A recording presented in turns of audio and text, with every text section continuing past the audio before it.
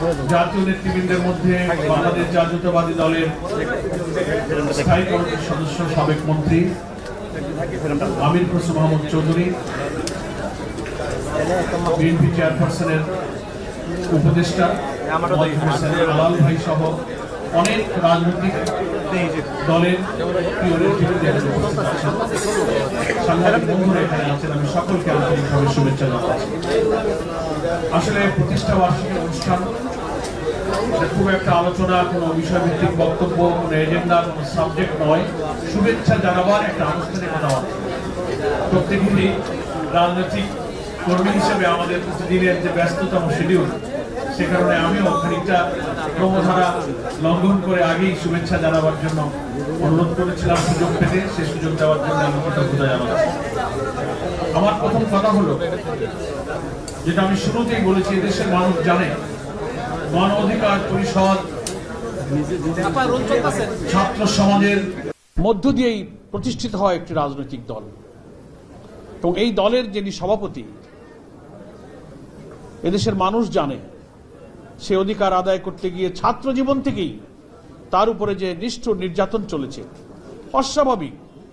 ঢাকা বিশ্ববিদ্যালয়ের কেন্দ্রীয় ছাত্র সংসদের মতো একটা সম্মানিত জায়গায় ভিপি নির্বাচিত হওয়ার পরে তার উপরে শারীরিক যে নির্যাতন হয়েছে, পুলিশের যে নির্যাতন হয়েছে, এগুলো এদেশের মানুষ কিন্তু ভালোভাবে গ্রহণ করেনি।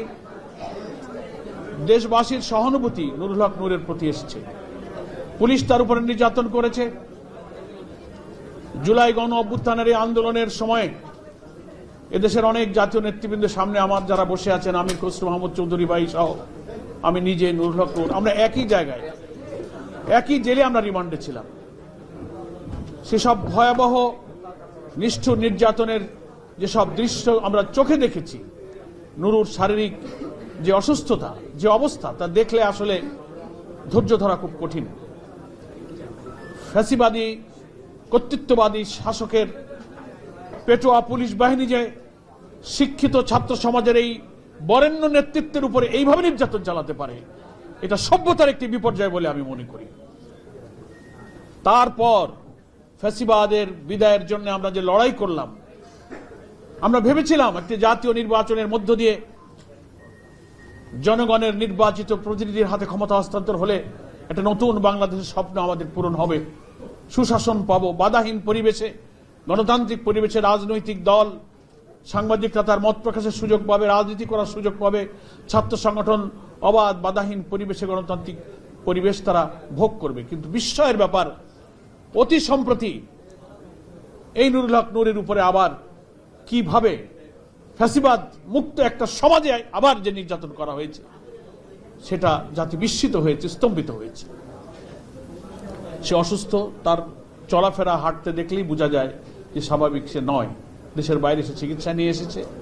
আমরা বাংলাদেশ জামাত ইসলামের পক্ষ থেকে তার সুস্থতা, সুস্বাস্থ্য কামনা করি, এবং এই মজলুম নেতারকে ঘিরে গণ অধিকার পরিষদের মূল সংগঠন, অঙ্গ সংগঠন, পার্শ্ব সংগঠনের বিপ্লবী কর্মীরা যেভাবে এই সংগঠনের অকুতোভয় অগ্রযাত্রাকে অব্যাহত রেখেছেন, জামাত ইসলামের পক্ষ থেকে আমি তাদেরকে আন্তরিক ধন্যবাদ জানাই।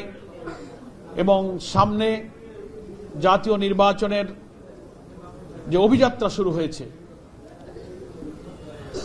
সেই অভিযাত্রা যেন আবার ক্ষতিগ্রস্ত না হয়, সেজন্য মহান জাতীয় ঐক্যের যে দৃষ্টিভঙ্গিতে জুলাইয়ের যে চেতনা আমরা ধারণ করেছি, সেই চেতনাও যেন আমরা ধারণ করতে পারি। অনেক পরাশক্তি দেশে এবং ভেতরের নানান এজেন্সি ক্রিয়াশীল হবে। ফ্যাসিবাদ মুক্ত বাংলাদেশে একটি সুষ্ঠু গণতান্ত্রিক পরিবেশ, একটি নতুন বাংলাদেশ, একটি মানবিক বাংলাদেশ বিনির্মাণের পথে অনেক বাধা আমাদের আসবে। সেজন্য রাজনৈতিক মত পথের ভিন্নতা থাকা সত্ত্বেও আমরা যেন দেশ গঠনের মেজর ইস্যুতে যেন আমরা জাতীয় ঐক্যমত থাকতে পারি। আমরা দুর্নীতিমুক্ত সমাজ চাই, নিরপেক্ষ নির্বাচন চাই, জনগণের ভোটাধিকার প্রয়োগের মধ্য দিয়ে যেন প্রকৃত মতামতের প্রতিফলনের মধ্য দিয়ে সরকার গঠন হয়। এইসব ব্যাপারে তো আমাদের রাজনৈতিক দলের মধ্যে কোনো ভিন্ন মত নেই।